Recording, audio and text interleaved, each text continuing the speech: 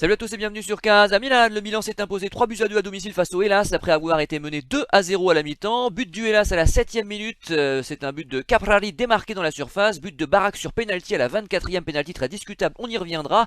But de Giroud de la tête sur centre de Leao à la 59ème, égalisation de Kessié sur penalty à la 76ème et but de Gunther contre son camp assez loufoque à la 78ème. À mes côtés ce soir, Aristide Perango, salut à vous. Salut. Bonsoir. Aristide, à la mi-temps, je me disais qu'on avait retrouvé le Milan qu'on a connu pendant de longues années, puis finalement le scénario a été assez rocambolesque et nous sommes parvenus à revenir au score, tant mieux. Ah ouais, complètement d'accord avec toi. La première mi-temps, c'était un Milan digne des années 2014-2017 qu'on a eu droit. Je t'avoue que si je l'ai dit sur les forums d'ACM Zone, mais s'il n'y avait pas eu l'émission Casa Milan, je serais allé me coucher, je pense, à la mi-temps, parce que même si je faisais rien ce soir à part regarder le match, quand tu vois ce genre de match, tu te dis que c'est quand même mieux de dormir et de récupérer des heures de sommeil. Mais voilà, on s'est réveillé en deuxième mi-temps, un Milan à deux visages. J'ai envie de dire à l'image, si je devais prendre l'image d'un joueur, je mettrais Tomori qui a été apathique en première mi-temps, par exemple, sur la photo du but, lent dans les impacts, lent dans les seconds ballons, et en deuxième mi-temps, il s'est transformé en le Tomori qu'on connaît, c'est-à-dire un guerrier. Donc pour moi, ce Milan était à l'image de ce joueur ce soir. Donc on gagne 3-2, c'est super parce qu'effectivement le scénario est digne de Netflix, comme on dit, hein, mais est rocambolesque. Cependant, on peut souligner la force mentale de l'équipe qui, malgré, on le rappelle toujours, mais les nombreux absents qui étaient encore aujourd'hui du coup absents de la pelouse de San Siro, comme Kier, comme Théo Hernandez, comme Brahim Diaz, etc. On a réussi à être mené 2-0 et surtout à revenir dans ce match pour gagner 3-2. Mais techniquement, c'était faible. Rebic est sorti blessé, donc là, on sort, si tu veux, encore un peu la tête de l'eau. C'est très bien pour le moral, mais ça fait quand même un peu peur pour la suite. J'ai peur qu'on craque un peu comme l'année dernière avec un enchaînement de mauvais résultats et des problèmes physiques. Et on joue à Porto mardi. C'est ça. Donc on n'attaque pas ce match de Ligue des Champions. Je rappelle qu'il y a eu 2 défaites quand même, hein, sur les 2 premières rencontres, même si la deuxième était très discutée, là encore une fois, comme le penalty de tout à l'heure. Mais je vais donner la parole à Rango. Rango, c'est vrai qu'on peut souligner au moins une chose, c'est le coaching payant de Pioli. Oui, voilà, donc on va essayer de trouver quelques points positifs parce que c'est clair qu'au vu de la première mi-temps, c'était pas très enthousiasmant. Donc il y a le coaching positif de Pioli, il y a aussi le but de Giroud qui va lui faire du bien, lui qui était sifflé, je pense, pendant une partie du match par les supporters sur quelques interventions ratées. Donc voilà, c'est bien pour la confiance. On a quelques joueurs qui reviennent, Ibrahimovic aussi qui est bien rentré en fin de mi-temps, en fin de deuxième mi-temps, pardon, ainsi que Castillero qui a bien dynamité le couloir droit et qui, franchement, c'est tout à son honneur parce que c'est un joueur qui joue pas énormément. Donc voilà, un peu de positif qui vient rassurer, mais globalement, je pense que la prestation reste quand même inquiétante parce que la première mi-temps, elle est indigne d'une prestation du Milan et c'est pas la première fois cette saison où on commence mal les matchs, on se met en difficulté tout seul. Donc voilà, il y a aussi l'arbitrage dont on pourra reparler tout à l'heure. Mais ça fait quelques matchs où j'ai l'impression que les décisions tombent systématiquement en notre défaveur. Mais bon, voilà, au final, on prend les 3 points, c'est le principal. On profite du faux pas de l'Inter, la Lazio qui a perdu 3-1 à 18h. Et on met la pression sur Naples qui joue demain contre le Torino, qui sera pas forcément une rencontre facile. Donc voilà, au niveau bilan comptable, c'est bien. Après, on perd encore Rebic sur blessure. Donc de ce côté-là aussi, ça commence à s'accumuler, c'est inquiétant. Et par rapport à la Ligue des Champions, je pense que on va essayer de continuer d'engranger quelques points pour bien y figurer, mais cet objectif va tout doucement sortir de la tête des joueurs, je pense, pour se concentrer sur le championnat. Parlons de l'arbitrage justement, Aristide. Ça fait plusieurs fois en quelques semaines. Là, j'en parlerai d'ailleurs sans doute en fin d'émission pendant le mot de la fin, parce qu'on va dire 2 mots sur la Ligue des Nations. On pensait que Romagnoli avait fait une faute de débutant face à Kalinic en début de rencontre, et finalement, on s'aperçoit que c'est Kalinic qui lui a marché dessus. À quoi sert la VAR, Aristide? Bah, je sais pas, j'ai quand même l'impression, effectivement, entre cette action-ci et puis celle face à l'Atlético, j'ai l'impression quand même que tout ce qui est VAR, j'ai l'impression qu'on regarde l'action qu'on veut regarder. Parfois, on juge juste l'action, on regarde pas ce qu'il y a 5 secondes avant. Donc ouais, j'avoue que moi j'étais clairement pour cet outil, hein, il y a encore 2-3 ans, enfin même 3-4 ans, hein, que ça s'est installé. Donc j'étais clairement pour cet outil parce que je pensais peut-être naïvement, hein, que ça empêcherait justement tout ce qui est erreur manifeste, dont parle tout le temps Daniel Riolo notamment. Donc là, les grosses erreurs qui ont fait scandale, notamment on se rappelle de ce match Chelsea contre Barcelone en 2012, je crois en demi-finale, où tu as eu une multitude d'erreurs qui auraient pu être évitées avec la VAR, pardon. Et à chaque fois, dès qu'on parlait VAR, on parlait de ce match match référence ou d'autres matchs qui ont été quand même assez abjects. Le but de Shevchenko contre Barcelone également en demi-finale de Ligue des Champions 2006.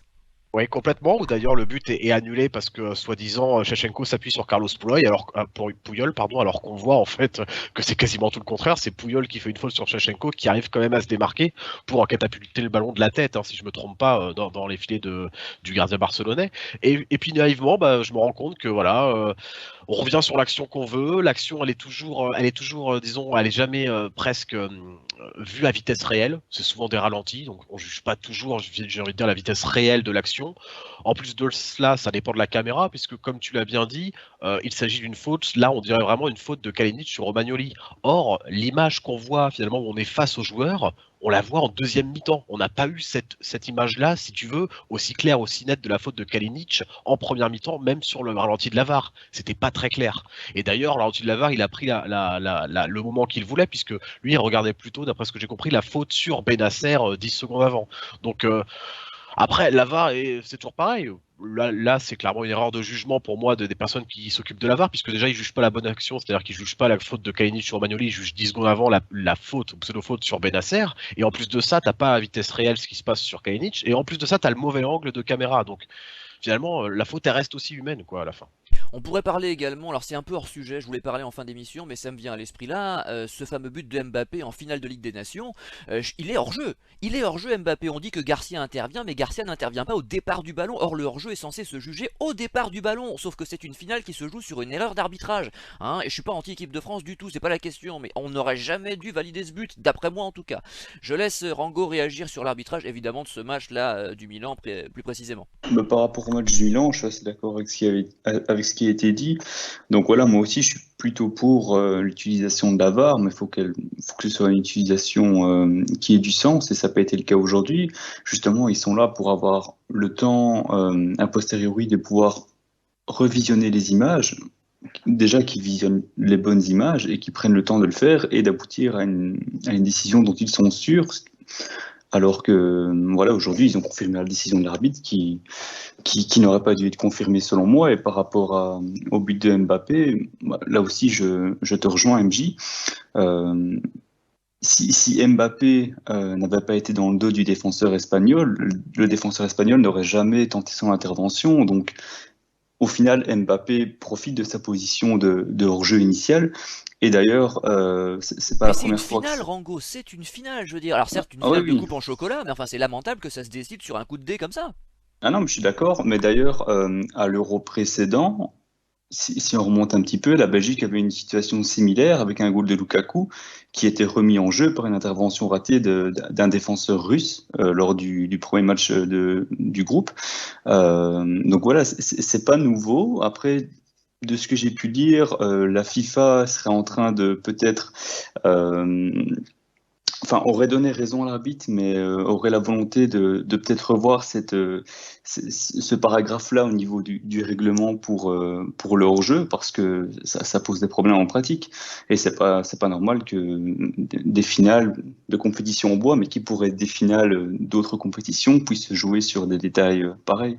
Enfin moi on m'enlèvera pas de l'esprit que la VAR depuis quelques temps crée plus de polémiques qu'elle n'en résout, en plus de prolonger les matchs et de hacher le jeu, parce que moi c'est le vrai reproche que je fais historiquement à la VAR, j'ai toujours été contre pour ça, j'en ai marre d'avoir des matchs qui durent 10 minutes de plus, enfin c'est de moins en moins rare d'avoir 8-9 minutes d'arrêt de jeu, ce qui était à l'époque inconcevable si vous voulez, ou alors dans ces cas-là faut qu'on fasse des matchs de 80 minutes, d'accord, et qu'on ajoute la VAR après, mais qu'on arrête de nous infliger des matchs parfois chiants qui durent 100 minutes, c'est juste pas possible, et en plus les matchs sont hachés par définition, puisqu'il y a le temps de réflexion des gens qui sont dans leur camion à je sais pas combien de kilomètres, et puis ensuite l'arbitre qui va visionner. Enfin moi je trouve ça insupportable personnellement, mais chacun ses goûts. On passe aux récompenses individuelles avec l'homme du match d'Aristip. Juste pour terminer, MJ, sur la VAR, j'ajouterais un dernier point, c'est qu'en plus j'ai l'impression que ça énerve de plus en plus les joueurs. C'est quelque chose qui énerve les joueurs parce que voilà, ils se retrouvent ça énerve les joueurs, effectivement, comme tu le dis, ça casse le jeu parce qu'on se retrouve avec chaque action qui amène au fait que les joueurs vont directement voir l'arbitre, qu'ils s'énervent. Ça amène au fait aussi que là, lors du penalty sifflé là pour le deuxième but du Milan, Castillero était à peine à terre que l'arbitre a sifflé et il était déjà en train de parler dans l'oreillette. Donc c'est-à-dire que l'arbitre l'arbitre se dédouane complètement d'une décision et puis il siffle et en fait il voit après ce qui se passe. Donc oui, c'est quand même très embêtant. Et du coup, pour mon homme du match, je vais nommer l'un des joueurs de ce début de saison qui a fait une rentrée remarquable. De toute façon, je pense que les hommes du match ou accessibles seront des entrants, hein, vu la performance des titulaires. Je vais nommer Léao. Pourquoi Léao? Parce que bon, déjà, il remplace Rebic assez tôt dans le match, hein, je crois que c'est à la 35e minute puisque Rebic se blesse. Il fait un très beau tir à la 55e qui est pas cadré, mais voilà, tu sens qu'il est bien en jambes. Il se crée tout seul des occasions alors que c'était quand même très pauvre devant. Tu sens qu'il est déjà direct dans le match et tu sens en fait dès la fin de la première mi-temps que la différence peut venir de lui. Et voilà, il est récompensé quand même par une double passe décisive, hein, puisque la première c'est un super centre après 2-3 dribbles sur Giroud à la 58e minute. Et enfin, c'est lui qui fait la super talonnade ou remise en une touche pour Selmakers, pour Castillejo qui obtient le penalty. Donc non, franchement, très bonne entrée de Léao. Je pense que sans lui, le match on le perd. Et voilà, on a bien aimé le critiquer l'année dernière et à juste titre parce que il nous a fait finalement 2-3 bons mois sur 9. Là, il en est déjà à 3, peut-être 3 bons mois, et je trouve que ces mois-là, ces bons matchs sont encore meilleurs que ceux de l'année dernière. Donc non, c'est quand même encourageant. Alors, je vais pas enterrer la hache de garde non plus, dans le sens où je me méfie toujours de ses performances en décembre-janvier. J'espère qu'il va pas baisser de rythme, mais pour l'instant, c'est chapeau bas Léao parce que j'y croyais plus, et là, il est en train de me faire mentir. Totalement d'accord. Rango. Totalement d'accord aussi. Donc, ce sera également Léo pour moi qui a fait une super rentrée. Et au début de match, j'étais assez satisfait de la prestation de Rebic, qui était peut-être le seul offensivement à poser du problème. Où hélas, c'est quand il s'est blessé, j'ai eu peur. Je me suis dit, tiens, notre meilleur joueur se blesse, qu'est-ce qu'on va faire? Et finalement, Léo est rentré dans la continuité de la prestation de Rebic et même monté en puissance. Offensivement, on sentait que ça penchait du côté gauche et que la solution pouvait venir de lui, et ça n'a pas manqué puisque, comme l'a dit Aristide, c'est lui qui offre l'assist sur la tête de Giroud et ensuite qui crée le décalage pour le penalty de Castillejo. Donc Léao, super performance dans la continuité de son début de saison. Effectivement, on sent, en tout cas, on a l'impression qu'il a franchi un palier en ce début de saison. Il est beaucoup plus constant, beaucoup plus d'application dans son jeu. Attention quand même à la gestion des efforts, parce qu'en fin de match, on l'a senti cramer un peu tôt. C'est vrai qu'il a beaucoup donné, mais voilà. En fin de match, il manquait un peu de lucidité. Il a tenté des dribbles à des endroits pas forcément opportuns qui auraient pu déboucher sur des contre-attaques dangereuses. On sentait que dans les 10 dernières minutes, il était plus capable de revenir pour faire les efforts, défensivement. Donc voilà, petite attention un peu à la gestion des efforts, mais il est encore jeune, il doit encore apprendre. Mais en tout cas, ce qu'il montre pour le moment, c'est assez positif. Aristide, quelle est ta bonne surprise?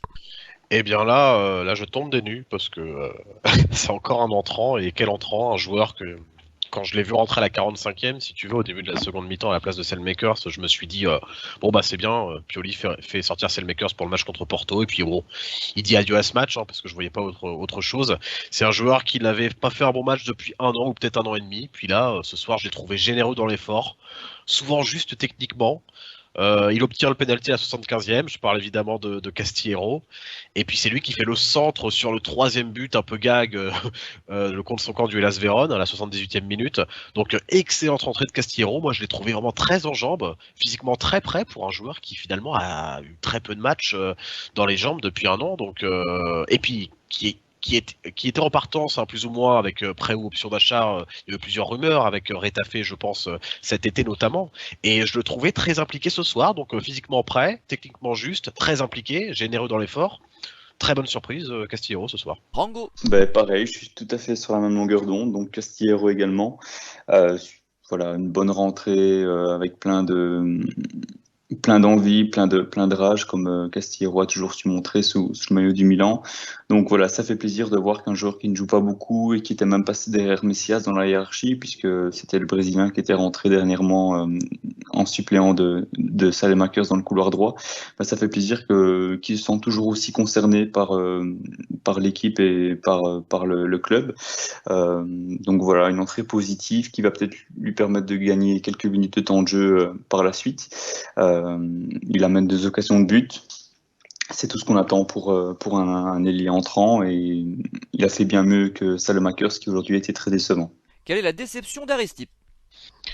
Ça va paraître peut-être un peu dur. Alors, je vais pas citer Maldini, hein, rassurez-vous, parce que bon, il a eu les circonstances, etc. Mais moi, j'ai trouvé un joueur qui m'a particulièrement agacé, notamment en première mi-temps. Alors, il est rentré dans son match en seconde mi-temps, puis il a été remplacé par Ibrahimovic.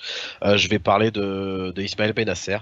Ismaël Bennacer, si on prend l'eau en première mi-temps, au milieu de terrain et même partout finalement, mais il y est pour grand-chose, parce que Kestier n'a pas été beaucoup mieux en première mi-temps, mais il a quand même été plus convaincant que Bennacer. Bennacer, je l'ai trouvé.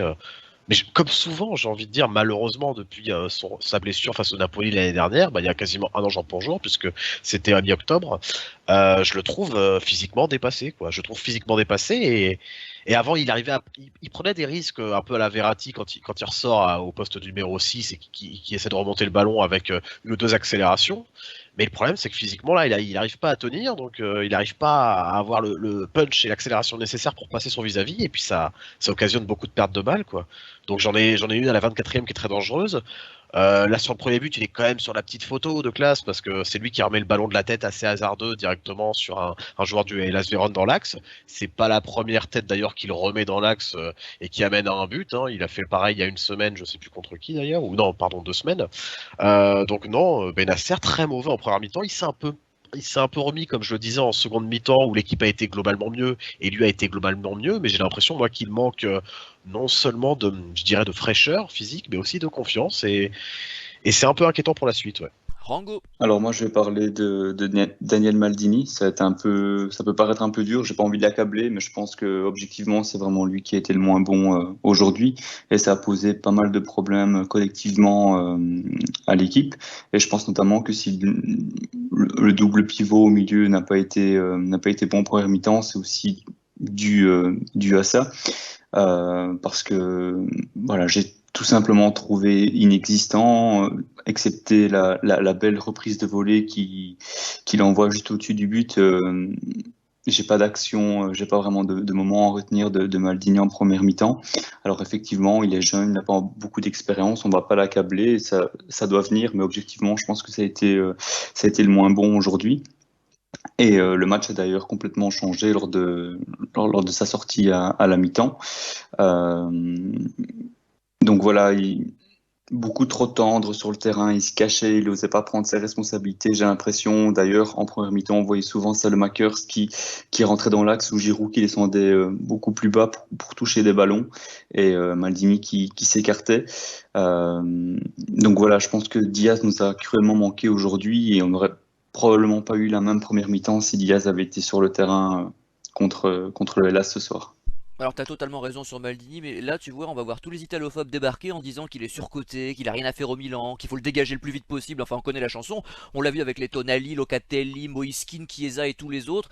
Moi je pense que ce genre de contre-performance est une forme d'expérience et que c'est le métier qui rentre tout simplement. Ce qui m'inquiète c'est qu'on risque de pas le voir avant longtemps, alors qu'il faudrait au contraire persévérer, mais j'espère me tromper, qu'il aura 20 minutes par-ci par-là pour se faire les dents, et avant peut-être mieux, mais c'est vrai que ce soir il a pas été bon. Seulement, comme vous le savez tous les deux, hein, aujourd'hui on a tendance à descendre les joueurs dès qu'ils font une contre-performance. Les jeunes c'est terrible, faut être bon tout de suite sinon t'es rayé de la carte. Enfin, on va demander à Aristide de qui il n'a pas parlé ce soir. En accessite, je voulais souligner un troisième entrant. J'ai beaucoup aimé, du coup, puisqu'on parlait de Maldini, à contrario, j'ai beaucoup aimé la rentrée de Krunic également. Tu sens que le joueur est. C'est pas la première fois à ce poste de numéro 10 qu'il nous fait un bon match. Je crois qu'il avait fait la même chose contre le Hellas Vérone, si je me trompe pas, alors qu'on avait gagné 2-0 avec d'ailleurs un but de Krunic sur un super coup franc et de Dalot de mémoire l'année dernière. Mais non, du poste de numéro 10, encore, il est souvent mauvais en poste de numéro 6-8 dans ce double pivot. Mais je trouve qu'en poste de numéro 10, Krunic, il est souvent intéressant. Je trouve qu'il sait bien se placer. Il a quand même une certaine intelligence de jeu. À défaut d'être très bon physiquement ou techniquement, je trouve que ce joueur est si tu veux, intelligent footballistiquement. Et non, c'est plutôt intéressant effectivement de la voir et je trouve son entrée très bonne avec une passe clé pour Ibrahimovic à la 85e que Ibra peut mieux exploiter, des bonnes interceptions, donc non, je vais souligner sa rentrée. Alors Rango, quel est ton joueur bonus du soir? J'en ai déjà parlé un peu précédemment. Moi, je vais parler de Rebic, qui en première mi-temps était le seul à apporter une éclaircie offensivement du côté du Milan, avec notamment son petit extérieur du pied longue ligne qui a amené quelques fautes et quelques cartons du côté du Hellas Vérone, et notamment le déplacement de Ceccherini du couloir droit au couloir gauche.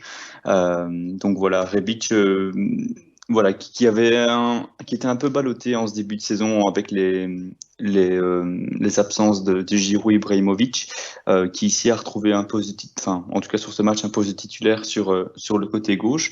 On a vraiment un duo Rebic-Leao qui est assez performant pour le moment du côté gauche, donc c'est assez plaisant. On a une concurrence qui est saine. C'est un peu dommage qu'il se soit blessé aujourd'hui. J'espère qu'il a rien de grave et qu'il sera là parce qu'on aura besoin de lui, notamment contre Porto et pour l'enchaînement des matchs pour la suite de la saison. Bon, on va passer au mot de la fin. Pour une fois, je vais démarrer parce que je voulais dire un mot sur la Ligue des Nations, hein. L'Italie a fini 3ème après sa défaite 2-1 à 10 contre 11 face à l'Espagne et sa victoire sur le même score face à la Belgique. Je pense qu'on peut tirer quelques enseignements. Déjà, on en avait parlé beaucoup pendant l'Euro. En attaque, c'est vrai qu'il y a Chiesa et les autres, parce que si l'attaquant Juventino est un vrai phénomène, on peut pas dire qu'il soit bien épaulé. On espère bien sûr la confirmation de Zaniolo, éventuellement de Keane, voire de Raspadori, pourquoi pas Scamacca, parce qu'on peut pas vendanger impunément comme l'a fait Insigne contre l'Espagne, qui en vendange une belle quand même, hein. C'était vraiment un but décisif ça d'Insigne s'il l'avait marqué. Ou alors comme l'a fait Immobile pendant tout l'Euro. Ensuite il va peut-être falloir poser la question du style de jeu, parce que l'Espagne nous a marché dessus à la fois à l'Euro, mais aussi cette fois-ci, alors certes ils étaient en surnombre, d'accord, mais on a bien vu par exemple que l'équipe de France, avec un jeu un peu plus direct, a réussi à s'imposer en deuxième mi-temps, certes on l'a dit tout à l'heure avec l'aide de la VAR. Et enfin, un petit rappel sur la Liga qui compte 60% d'Espagnols en son sein, ce qui pourrait contribuer à expliquer cette osmose collective et cette domination dans le jeu. Alors, c'est l'éternel sujet de la désitalianisation qu'on a traité en profondeur l'été dernier, mais force est de constater que les chiffres sont nettement favorables à la Roja de ce côté-là. Ah oui, puis un dernier point, en tant que milaniste, je pense qu'on peut dire que des joueurs comme Calabria ou Tonali ont une carte à jouer pour la Coupe du Monde, le premier comme titulaire potentiel, et le second au moins dans le groupe, parce que c'est vrai qu'on voit Barella qui a tendance à se delpiériser en sélection, hein. Il va falloir questionner son statut de titulaire dans les mois qui viennent, ce qui déçoit beaucoup. Je vais passer la parole à Aristide sur ce sujet, parce que je sais que tu es fan comme moi de Barella à l'origine, mais on est obligé Oui. de voir quand même qu'en sélection, c'est pas le même. Ah, c'est vrai, après, j'ai l'impression qu'il s'est mis la pression tout seul avec 7 euros parce que faut rappeler qu'avant l'Euro, MJ, il a été très bon.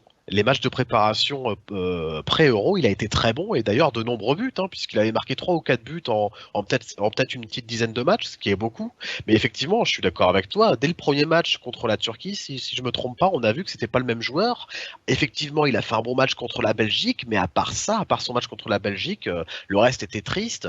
Là, c'est pareil, il est pas dedans. Alors, on va lui laisser le bénéfice du doute parce qu'il est encore jeune et puis finalement, il a quoi, une quinzaine, une vingtaine de sélections en tant que titulaire, j'ai envie de dire, avec la Squadra Azzurra. Mais Certes, oui, mais un je peu suis de d'accord. concurrence lui ferait pas de mal. Oh oui, ça c'est vrai que quand tu vois effectivement les rentrées à chaque fois de notamment Locatelli, même Pellegrini qui arrive petit à petit qui est très bon à la Roma en ce moment d'ailleurs, donc Tonali qui va frapper à la porte aussi, donc je pense que la concurrence lui ferait pas de mal. Après voilà, il est encore jeune, je pense il joue pas totalement libéré, il joue peut-être aussi à un poste, parce que c'est vrai qu'il a été excellent avec le 3-5-2 de Conte, hein, faut pas l'oublier, donc là c'est encore un autre système de jeu, donc voilà, je lui laisse le bénéfice du doute, mais c'est vrai que oui, c'est pas du tout le Barella que j'ai connu à Cagliari ou qui me régale chaque jour à l'Inter et dont on est fan. Ça, je suis totalement d'accord avec toi.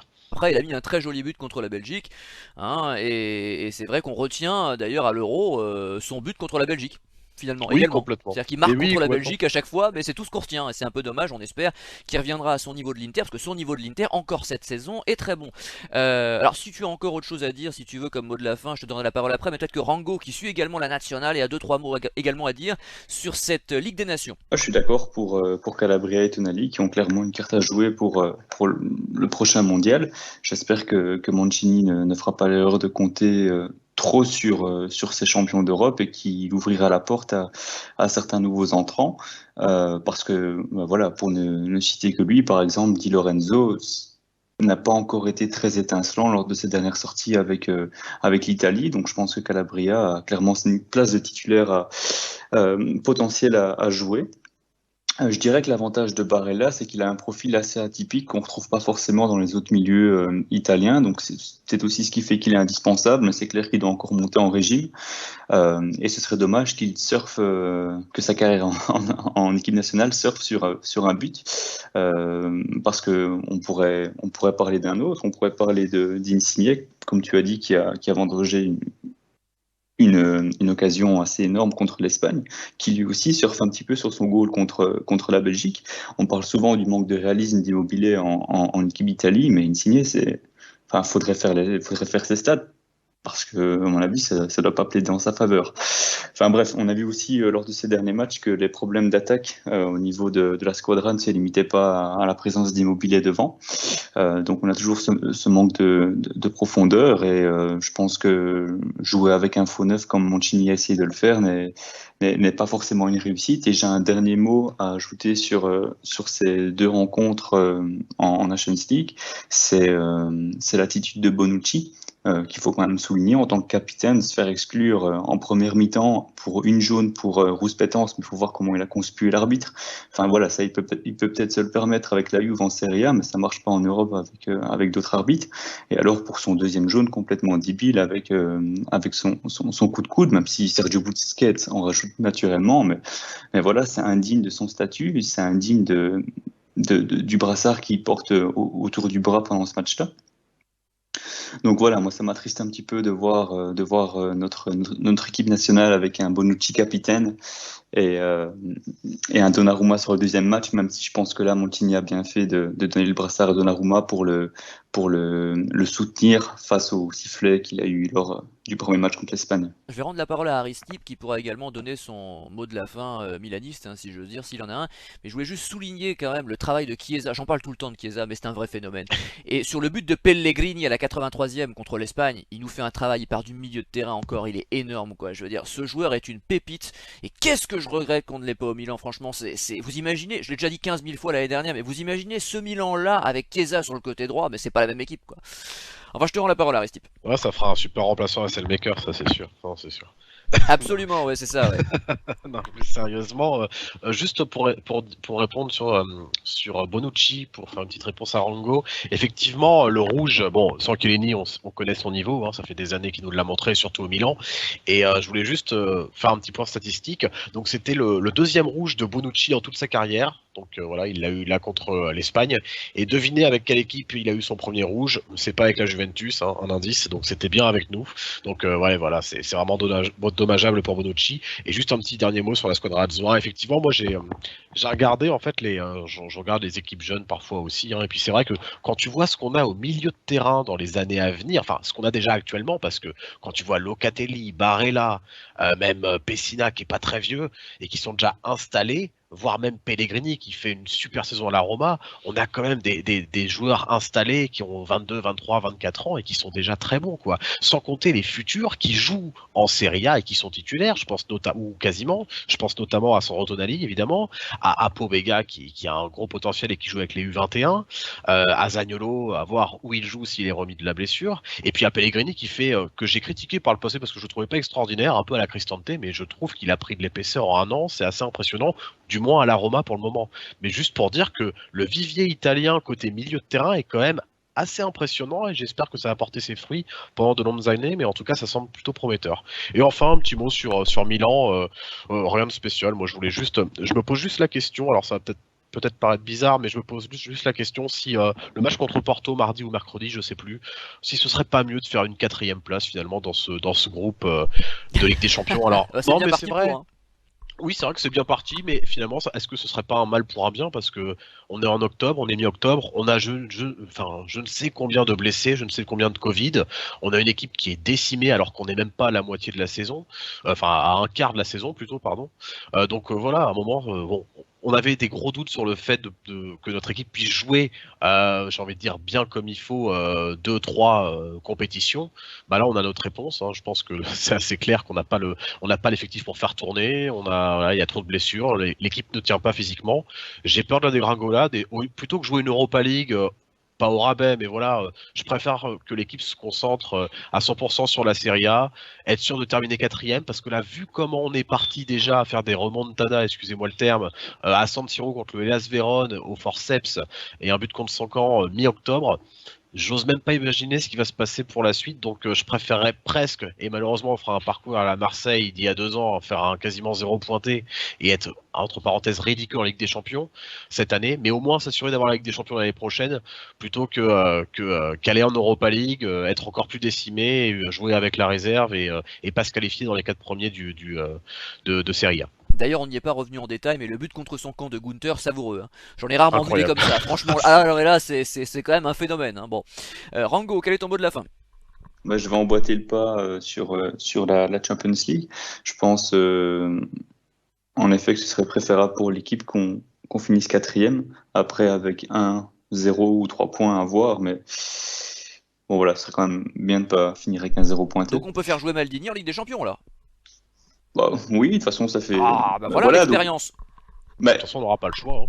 pour revenir sur Maldini, j'ai pas comme je disais, je vais pas l'accabler, il est encore jeune, ça fait partie de son apprentissage et de son expérience, mais voilà, force est de constater qu'aujourd'hui, il était pas bon sur le terrain. Mais moi, j'irais plus loin. Je pense que cette année, on a l'équipe pour jouer le titre. Vu comme on est parti, vu les concurrents qui se sont pas forcément renforcés au mercato précédent. Je pense que le titre est jouable et d'ailleurs je pense que c'est Hernandez qui l'avait dit il n'y a pas si longtemps que ça en interview, qui avait fait une déclaration en disant que la Champions ce serait de toute façon pas pour cette année mais qu'il y avait un titre à aller chercher en Serie A. Euh, ouais, et Diaz comme tu dis dans le chat Aristide. Ouais. Euh, donc voilà, par contre, ce qui m'inquiète au niveau des blessures, c'est surtout la blessure de Maignan, parce qu'en plus de lui, on a Plizzari, notre troisième gardien, qui est également blessé, qui s'est fait opérer il y a quelques semaines Et ça d'ici. c'est triste, et ça c'est Donc triste parce que c'était vraiment sa chance. c'était sa chance, d'autant plus que Tatarusanu n'est pas un gardien très fiable. Moi, l'année passée, il n'a pas joué beaucoup de matchs, mais son match contre la Roma, je ne l'ai pas oublié. On fait 3-3 au match aller, il fait deux bourdes sur les trois buts qu'on encaisse. Donc voilà, on a été obligé de recruter Mirante qui était libre pour avoir une réserve de gardien finalement, parce que la blessure de Maignan, elle est pas si anodine que ça. Et au début, on parlait d'un mois, finalement, ce serait plutôt 10 semaines d'absence. Donc on risque de ne pas le récupérer avant, enfin peut-être juste avant la trêve, mais ce sera dans ces eaux-là. Donc on va devoir composer une bonne dizaine de matchs en lui et on va avoir besoin d'un gardien derrière, d'un gardien fiable.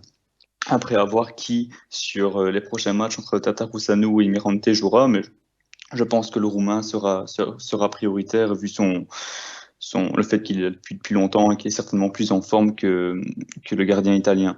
Mais donc voilà, c'est une blessure assez inquiétante, d'autant plus qu'on a vu les prestations de Maignan depuis ce début de saison, notamment son jeu au pied qui va beaucoup nous manquer pendant ces prochains matchs. Mais je garde le Roumain à l'œil pour les prochains matchs parce que je suis pas du tout confiant par rapport à son niveau. Eh ben merci messieurs, rendez-vous mardi soir après Porto Milan. Bon week-end à tous. Salut! Salut! Ciao.